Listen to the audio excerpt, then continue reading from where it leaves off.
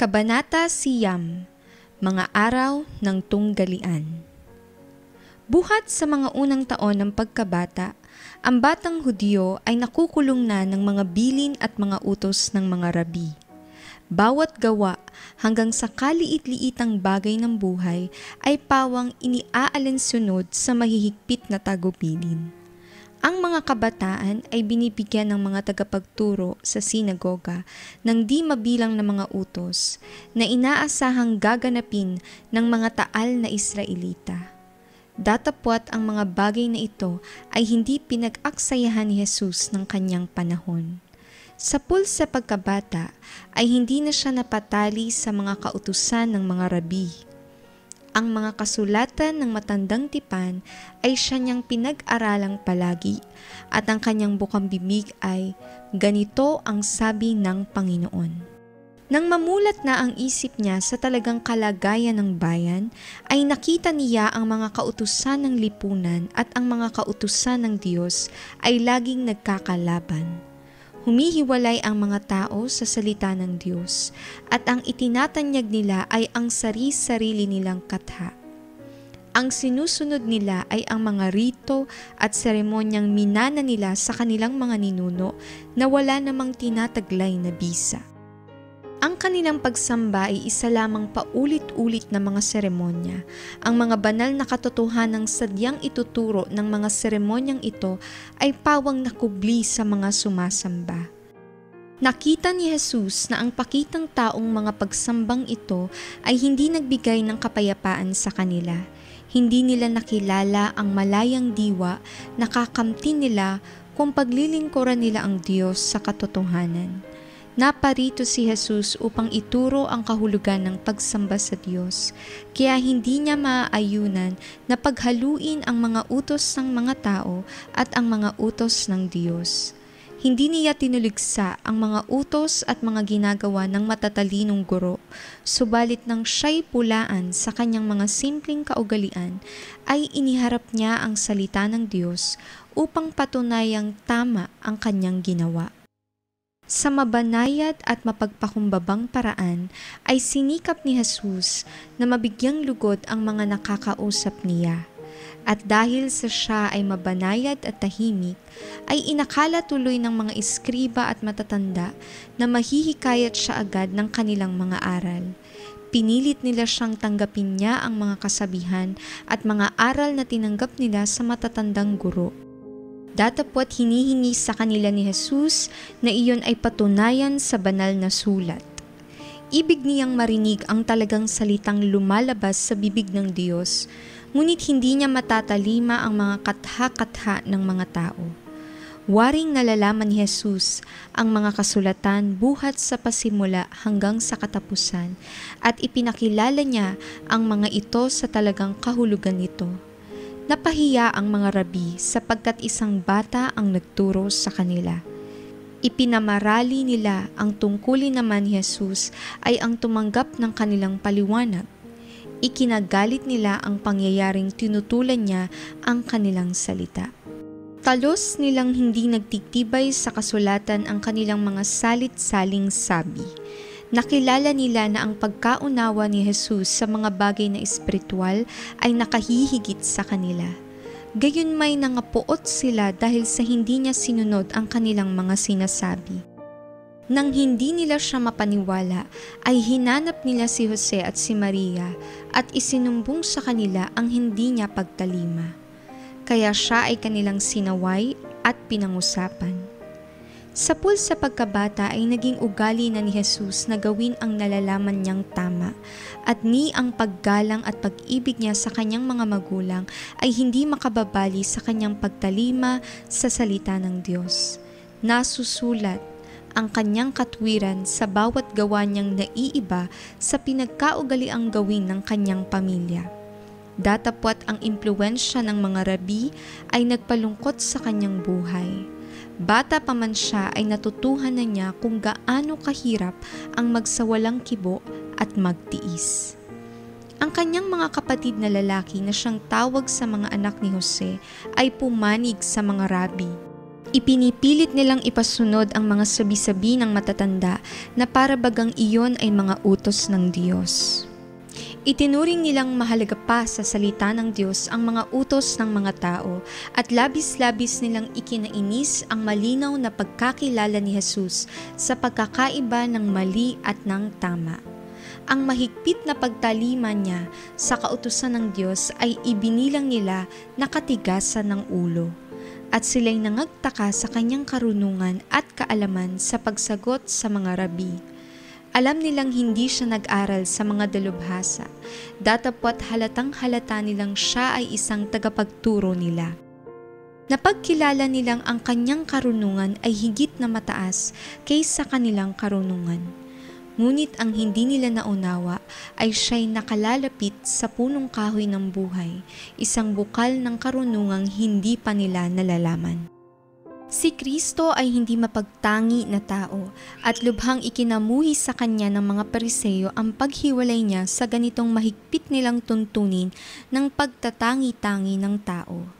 Nasumpungan niya na ang samahan ng relihiyon ay nababakura ng matataas na pader ng pagbubukod-bukod na para bagang ito'y isang napakabanal na bagay para sa buhay na pang-araw-araw. Ang mga pader na ito ng pagbubukod-bukod ay kanyang giniba. Sa mga pakikipag-ugnay niya sa mga tao ay hindi niya itinatanong, ano ba ang iyong aral? Alin bang iglesia ang iyong kinaaniban? Ginamit niya ang kanyang kapangyarihan upang tulungan ang lahat ng nangangailangan.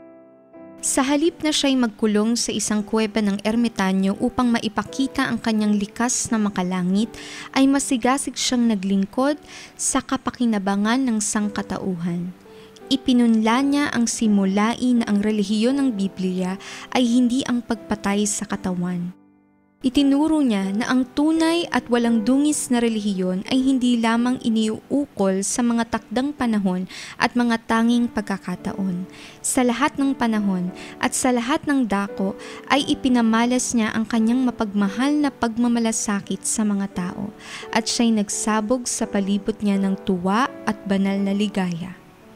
Ang lahat ng ito ay sumbat sa mga Pariseo, sapagkat inihayag nito na ang relihiyon ay hindi ang kasakiman at ang labis-labis na pag-aasikaso sa sarili ay malayo sa tunay na kabanalan.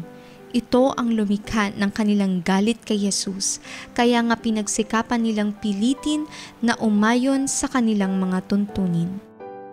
Gumawa si Jesus upang lunasan ang lahat ng nakita niyang may dinaramdam. Kakaunti ang salapi niyang maibibigay, ngunit madalas na pinagkaitan niya ang kanyang sarili ng pagkain upang mayroon lamang siyang maibigay sa mga lalo pang nangangailangan kaysa kanya. Inakala ng mga kapatid niya na labis-labis silang nasisiraan sa mga ginagawang ito ni Jesus. May angkin siyang talino na wala sa kanila, ni ninanasa mang mapa sa kanila.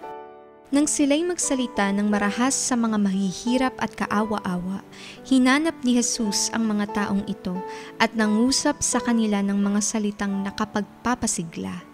Yaong mga nangangailangan ay pinainom niya ng isang saro ng malamig na tubig at tahimik na inilagay sa kanilang mga palad ang sariling pagkain niya. Sa paghahatid niya ng ginhawa sa mga nahihirapan, ang mga katotohanang itinuro niya ay nasamahan ng kanyang pagkakawang gawa at kaya nga hindi ito malimot-limutan. Ang lahat ng ito ay hindi naibigan ng kanyang mga kapatid. Palibhas ay matanda sila kay Jesus, inakala nilang dapat siyang sumunod sa kanila.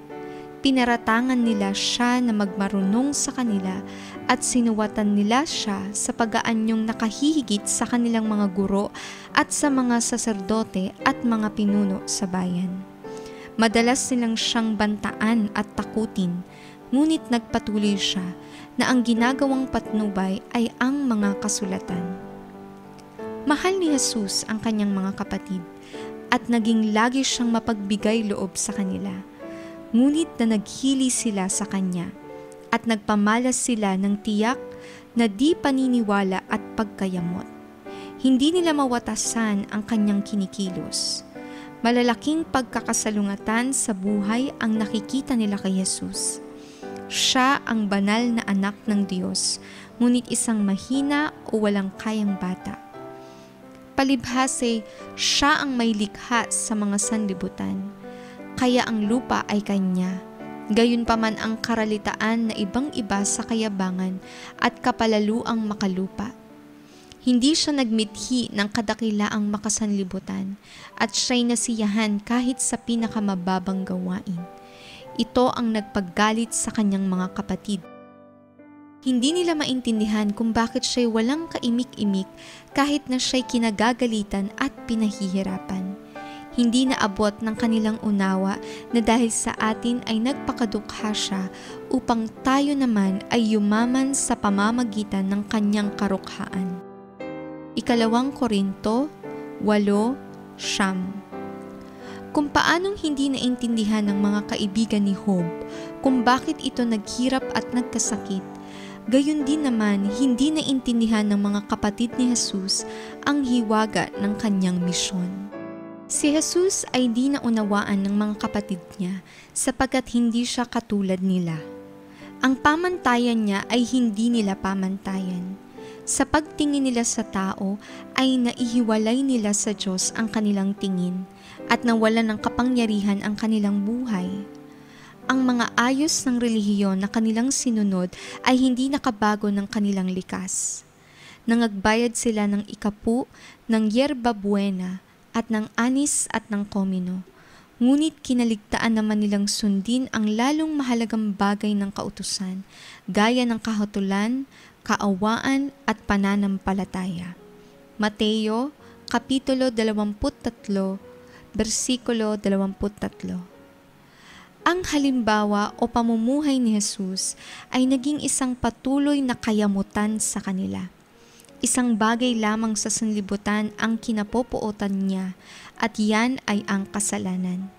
Hindi niya kayang tingnan ang isang masamang gawa nang hindi siya magdaramdam o masasaktan. Sa nagbabanal-banalan na itinatago ang kasalanan sa ilalim ng balabal na kabanalan at sa likas ng isang tao na ang una at laging sinisikap ay ang ikaluluwalhati ng Diyos, ay madaling makikilala ang malaking pagkakaiba. Sapagkat ang kabuhayan ni Jesus ay humahatol sa masama, kaya siya'y sinasalungat sa tahanan at sa ibang pook. Ang kaniyang di pagkamakasarili at kalinisan ng ugali ay pinag-usap-usapang may pag-uyam, at ang kanyang pagpapahinuhod at kabaitan ay tinawag nilang karuwagan. Tungkol sa masasaklap na karanasang dumarating sa buhay ng tao, walang hindi natikman si Kristo. May mga humamak sa kanyang pagiging tao at kahit na noong siya'y maliit pa, ay kinakailangang harapin niya ang mga tinging nanlilibak at mga pagbubulong-bulungan nila laban sa kanya. Kung ang mga ito ay nasagot man lamang niya ng pagalit o natingnan kaya ng pairap, kung ang mga kapatid niya ay nagantihan man lamang niya ng isang kilos o gawang masama, sana'y nabigo siya sa pagiging sakdal na halimbawa. Sa gayon sana'y hindi niya natupad ang panukalang tayo ay matubos.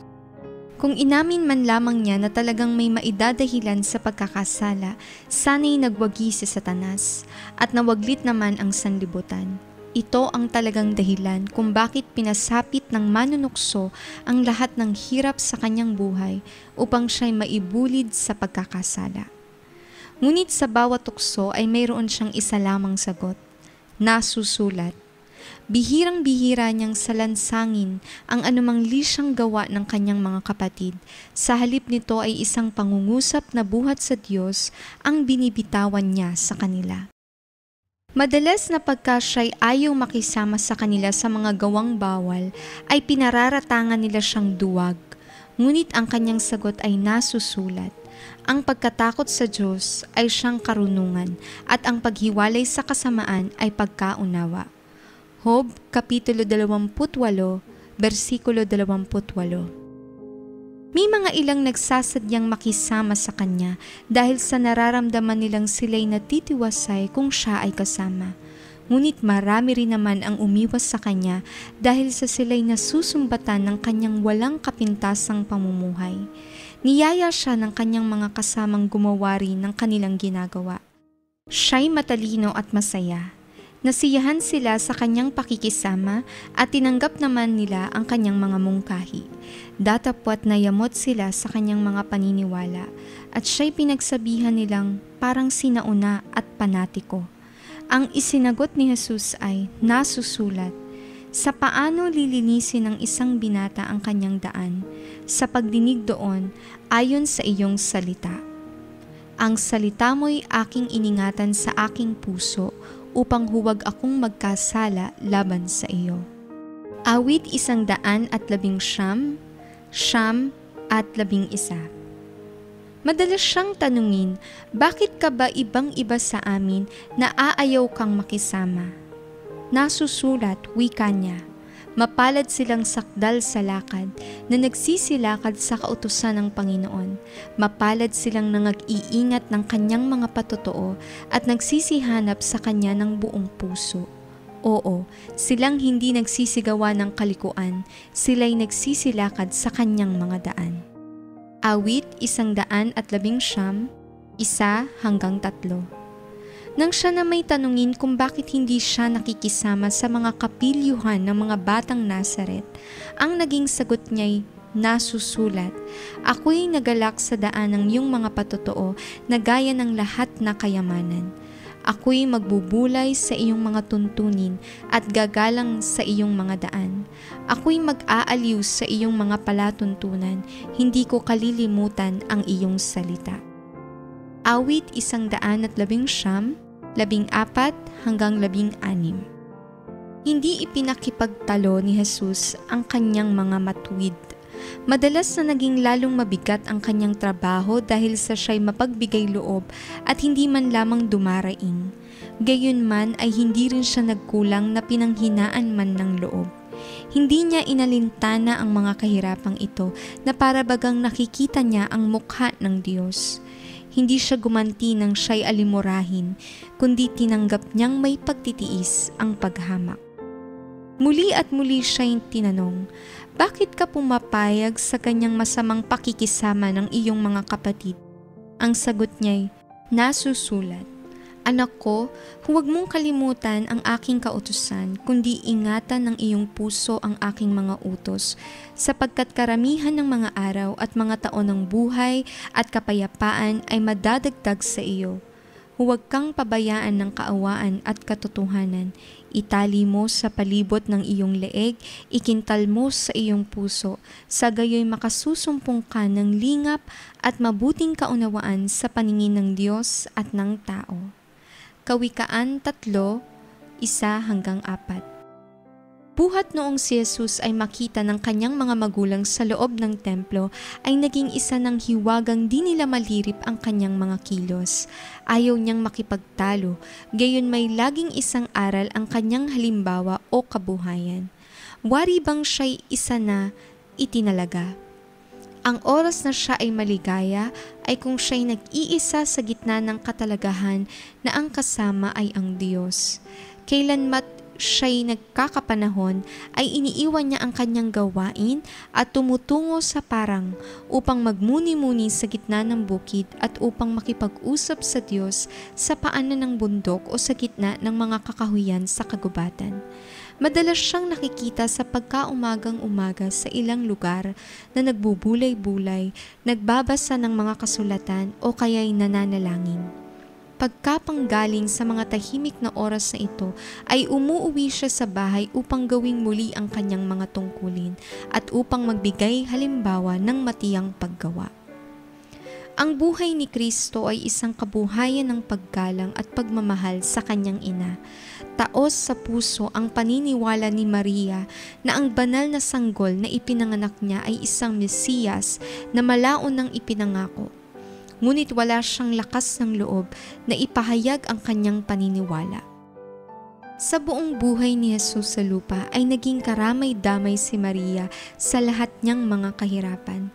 Nasaksihang may pagkalungkot ng ina ang mga kaapihan at kahirapang dinanas ng anak noong ito'y bata pa hanggang sa magbinata.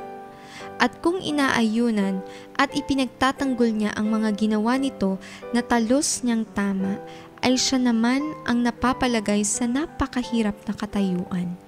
Ipinalagay niyang ang samahan sa tahanan at ang magiliw na pag-aalaga ng ina sa kanyang mga anak ay kailangang-kailangan sa ikapaghuhugis ng mabuting likas.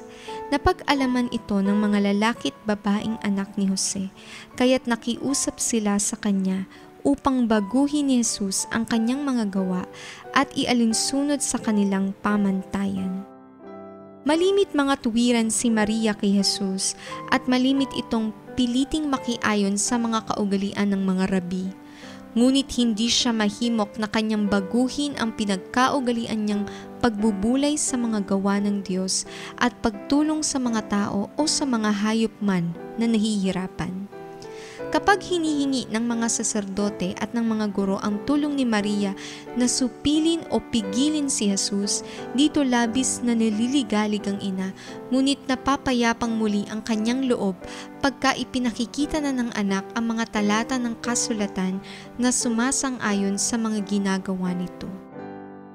May mga panahong hindi nalalaman ni Maria kung sino ang kanyang paniniwalaan o papanigan, kung si Jesus o ang mga kapatid nito na hindi nanganganiwalang ito ay isinugo ng Diyos. Subalit sagana naman ang katibayang ito nga ay may likas ng pagka-Diyos. Nakita niyang ito'y nagpapakahirap sa ikabubuti ng iba. Ang pakikiharap nito ay lalong naghahatid ng banal na impluwensya sa loob ng tahanan at ang buhay nito ay tulad na lebadurang gumagawa sa mga sangkap ng lipunan. Timtiman at walang kapintasan, siya'y lumakad sa gitna ng di makatarungang mga maniningil ng buwis, ng mga hambog, ng mga likong Samaritano, ng mga kawal na walang Diyos, ng walang pakundangang mga taga-bukid at ng halu-halong karamihan. Kung nakakakita siya ng mga taong pagal na, ngunit pilit pa rin kinakaya ang mabibigat na dalahin, ay nagsalita siya sa kanila ng mga salitang umaaliw at dumaramay. Tinutulungan niya sila at inuulit niya sa kanila ang mga aral na natutunan niya sa katalagahan tungkol sa pag-ibig, sa kagandahang loob at sa kabutihan ng Diyos. Itinuro niya sa lahat na ituring nilang sila'y mga angking mga kakayahan na kung tumpak nilang gagamitin ay makapagdudulot sa kanila ng mga kayamanang walang hanggan. Lahat ng mga walang kabuluhan ay inalis niya sa buhay at sa pamamagitan ng sarili niyang halimbawa ay kanyang itinuro na bawat sandali ng panahon ay tigib ng walang hanggang mga bunga, kaya't dapat mahaling tulad sa isang kayamanan at marapat gamitin sa mga banal na layunin. Wala siyang nilampasang tao na para bagang ito'y walang kabuluhan, kundi ang lahat ay sinikap niyang malapatan ng lunas. Sino man ang kanyang makasama, ay binabalitaan niya ng aral na nababagay sa panahon at sa pangyayari. Tinuruan niyang sumampalataya ng lalong magulo at walang pag-asa na ipinakikilala sa kanilang sila man ay makapamumuhay ng walang dungis at walang kapintasan hanggang sa sila'y magkaroon ng likas na maghahayag sa kanila na sila'y mga anak ng Diyos. Madalas ay kanyang nakakatagpo ang mga napalulong na kay Satanas at mga wala ng kapangyarihang makakalag sa silo nito. Sa mga ganyang lupaypay, may sakit, natukso at nagkasala, si Jesus ay buong pagkahabag na nagsasalita ng mga salitang kailangan nila at nauunawaan nila. May mga iba namang nakakatagpo siya na pangatawan ng nakikilaban sa kaaway ng mga kaluluwa. Ang mga ito'y pinasisiglan niyang magpatuloy na makilaban na tinitiyak sa kanilang sila'y magwawagi sapagkat ang mga anghel ng Diyos ay kakampi nila at magbibigay sa kanila ng tagumpay. Ang mga natutulungan niya sa ganitong paraan ay nanganiwalang narito ang isa na kanilang lubos na mapananaligan at mapagtitiwalaan. At hinding-hindi niya ibinubunyag sa iba ang kanilang mga lihim na paanas nilang ibinulong sa kanyang madamaying pakinig. Si Jesus ang manggagamot ng katawan at ng kaluluwa. Siya'y naaawa sa lahat ng nakita niyang nahihirapan at bawat isa sa kanila'y hinatdan niya ng ginhawa at ang matatamis niyang salita ay nagsilbing balsamo o gamot sa kanila. Walang makapagsabing siya'y gumawa ng kababalaghan, kundi bisa o kagalingan, ang nagpapagaling na kapangyarihan ng pag-ibig ang lumalabas sa kanya at pumapasok sa mga may sakit at mga nahihirapan. Sa ganyang paraan ay maluwag at maginhawang siya'y naglingkod sa mga tao buhat pa sa kanyang pagkabata. At ito ang dahilan kung bakit pagkatapos na pasimulan niya ang kanyang hayagang paglilingkod o ministeryo ay lubhang marami ang nangakinig sa kanya ng buong kagalakan. Gayunpaman sa buong panahon ng kanyang kamusmusan, kabataan at pagkakaroon ng gulang ay nag-isa si Jesus sa paglakad. Sa kanyang kalinisan at pagkamatapat ay nag-isa siya na niyapakan ang alilisan ng alak at sa mga tao ay walang sumama sa kanya. Pinasan niya ang kakilakilabot na bigat ng kapanagutan sa pagliligtas ng mga tao. Talus niya na kung hindi magkakaroon ng ganap na pagbabago sa mga simulain at mga layunin ng sangkatauhan, lahat ay mawawaglit. Ito ang naging pasanin ng kanyang kaluluwa at walang sino mang ibang nakaalam kung gaano ang bigat ng pasaning kanyang dinala. Puno ang puso ng maalab na hangarin na itinaguyod niya ang layunin ng kanyang buhay na siya na rin ay dapat maging ilaw ng mga tao.